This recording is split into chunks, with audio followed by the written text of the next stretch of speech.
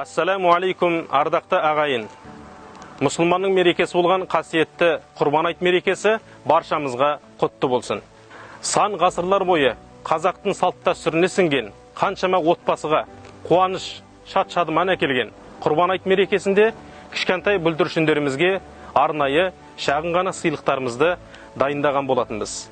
Ендеше осы сыйлықтарымызды кішкентай бүлдіршіндерімізге таратып, оларға да қуаныш сыйлап, олардың да бір көңілдерін көтеруге ниеттіміз.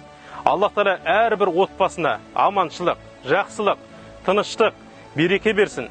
Құрбан айттан, Құрбан айтқа аман есен жетуімізді Аллах Тағала баршамызға нәсіп етсін.